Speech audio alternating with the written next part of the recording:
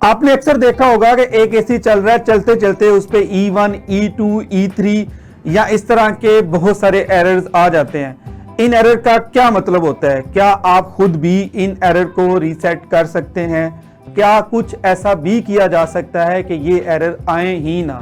इस तरह की बहुत सारी इंफॉर्मेटिव चीज़ों के लिए मेरे साथ जुड़े रहें। Stay tuned, stay with me. Hello everyone, welcome to the knowledge kingdom. This is engineer Mohammed Zahid. आज मैं आपके लिए बहुत ही इंपॉर्टेंट टॉपिक लेके आया हूं। आज मैं आपको बताऊंगा कि आपके एयर कंडीशनर की एलसीडी पे डिस्प्ले होने वाले एरर्स का क्या मतलब होता है, आप इन एरर को कैसे रीसेट कर सकते हैं और आप ऐसा क्या कर सकते हैं कि ये एरर आए ही ना। सबसे पहले हम बात करते हैं E1 एरर की। ये वाला एरर बेसिकली कम्युनिकेशन एरर होता है। कम्युनिकेशन एरर से क्या मुराद है कि आपके इंडोर और आपके आउटडोर के दरमियान एक कम्युनिकेशन होती है जिसकी वजह से ये सारा सिस्टम ऑपरेट करता है, आपकी कूलिंग होती है। ये कम्युनिकेशन जब डिस्टर्ब हो जाती है तो E1 का एरर डिस्प्ले होता है। अब इस E1 एरर के आने के पीछे काफ़ी सारी वजूहात होती हैं। सबसे पहली जो वजह है वो फॉल्टी कनेक्शन की है। आपने जो कनेक्शन किए हुए हैं वो ठीक से नहीं हुए तो ये वाला एरर डिस्प्ले हो जाता है। दूसरी वजह ये है कि या तो आपका सेंसर खराब हो गया हुआ है या अपनी जगह से मिसप्लेस हो गया हुआ है। तीसरी जो रीजन है वो पीसीबी जो किट है उसके अंदर कोई फॉल्ट आए तो ये एरर आ सकता है।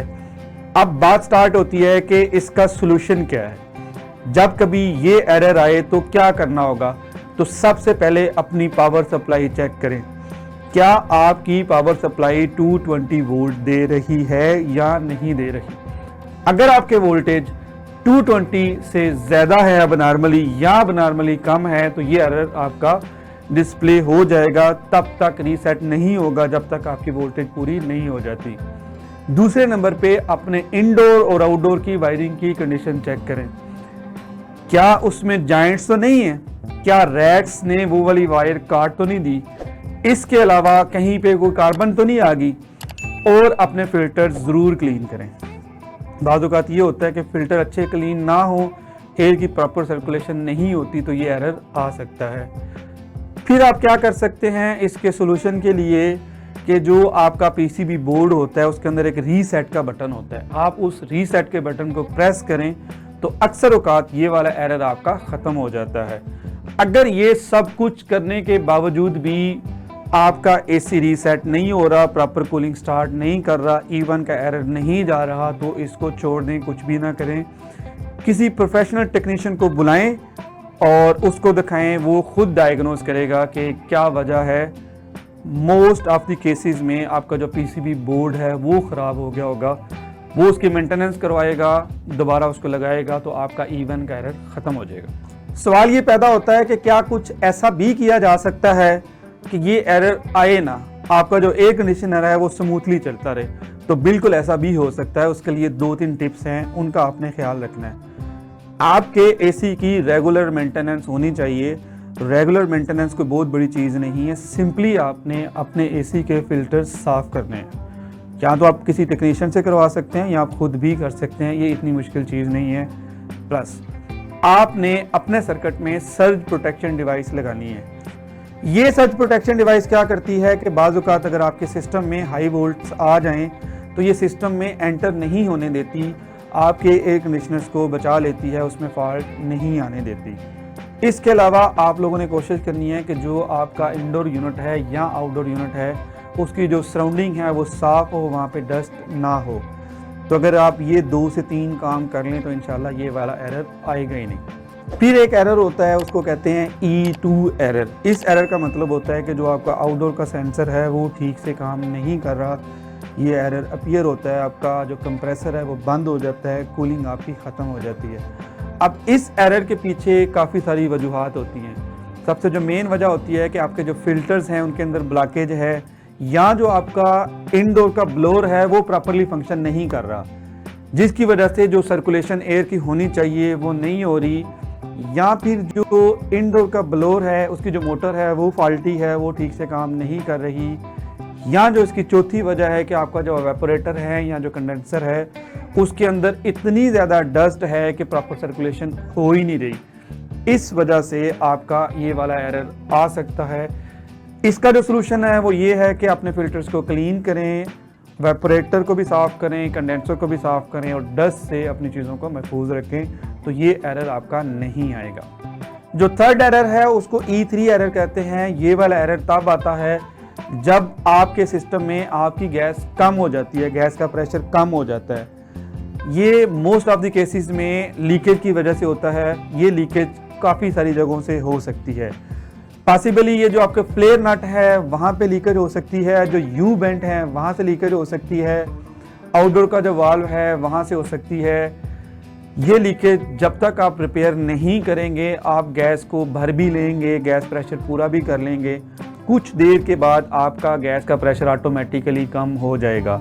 सो इसका जो तरीकाकार होता है, पहले तो आपने ये चेक करना है कि आपका जो गैस का प्रेशर है वो है कितना। मैं बात करता हूँ R410 R410 गैस की। इस केस में आपका जो डिस्चार्ज प्रेशर है वो 450 PSI होना चाहिए और आपका जो सक्शन लाइन का जो प्रेशर है वो 110 से 130 PSI होना चाहिए। अगर इनमें से कोई भी वैल्यू कम है तो आप गैस की रीफिलिंग करें, इस प्रेशर को मेंटेन करें, तो आपका ये फॉल्ट ऑटोमेटिकली चला जाएगा, आपका एयर कंडीशनर प्रॉपरली काम करना स्टार्ट हो जाए। एक और जो पॉसिबल एरर है वो E4 का एरर है। ये एरर तब आता है जब आपका कंप्रेसर ओवरहीट हो जाता है। कंप्रेसर के ओवरहीट होने की भी काफ़ी सारी वजूहात हैं। सबसे जो पहली और मेन वजह है कि आपका गैस का प्रेशर कम है। दूसरी वजह ये है कि जो आपका सेंसर है वो फॉल्टी है या उसकी जो पोजीशन है वो मिसप्लेस होगी हुई है। तीसरी जो आपकी कैपिलरी है उसके अंदर ब्लॉकेज है। तो इसके लिए सिंपली आप अपने प्रेशर पूरा करें, आपने आउटडोर की सर्विस करें, इंडोर की सर्विस करें, ये एरर आपका ऑटोमेटिकली चला जाएगा। जो पांचवा एरर है वो E5 एरर होता है। ये एरर तब आता है जब आपका वोल्टेज का एरर हो, यानी आपकी जो वोल्टेज है वो एक सेट लेवल से, फॉर एग्जांपल 220 वोल्ट से या तो अब नॉर्मली ज़्यादा हो जाए या अब नॉर्मली कम हो जाए। यूजुअली जो आपका ग्रिड है जब उसमें कोई फॉल्ट आता है तो तब आपकी वोल्टेज या तो वो ज़्यादा हो जाती है या तो वो कम हो जाती है। ये एरर तब तक नहीं जाएगा जब तक आपकी वोल्टेज स्टेबल नहीं होगी। सो इसके लिए ज़रूरी है कि जब भी ये एरर आ जाए फ़ौरन अपने एयर कंडीशनर्स को बंद कर दें, अपनी वोल्टेज को देखते रहें। जब आपकी वोल्टेज पूरी हो जाए उसके बाद अपने एयर कंडीशनर्स को ऑन कर लें तो ये एरर आपका ऑटोमेटिकली चला जाएगा। इसके बाद जो छठा एरर है उसको E6 एरर कहते हैं। ये वाला एरर यूजुअली बैड वेदर में होता है, जब बारिश हो रही होती है तब आता है। ये बेसिकली कम्युनिकेशन एरर है, communication between indoor unit and outdoor unit.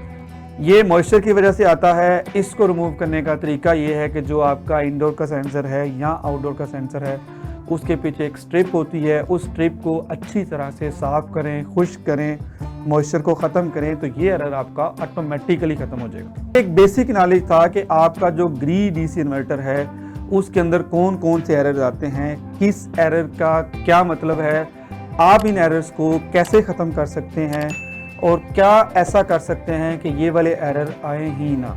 सो ये एक बेसिक सी इन्फॉर्मेशन थी, आप ज़रूर देखें और जो चीज़ें मैंने आपको बताई है उन पर ज़रूर अमल करें, तो इंशाल्लाह आपकी एयर कंडीशनिंग स्मूथली चलती रहेगी।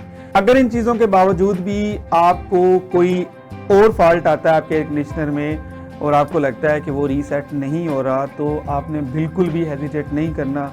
मेरा नंबर दिया हुआ है, आप किसी भी वक्त मुझसे रब्ता कर सकते हैं। मैं पूरी कोशिश करूंगा कि आपको इस तरह की काफ़ी सारी मुश्किलात से निकाल लूँ। एंड पे आप लोगों से रिक्वेस्ट है कि इस चैनल को सब्सक्राइब करें, दोस्तों के साथ शेयर करें, वीडियोस को लाइक करें। इंशाल्लाह फ्यूचर में ऐसी बहुत सारी वीडियोस मैं आपके लिए बनाता रहूँगा, आपको मैं ऐसी बहुत सारी इन्फॉर्मेशन देता रहूँगा। तब तक के लिए इजाज़त दें। Thank you very much. अल्लाह हाफिज़।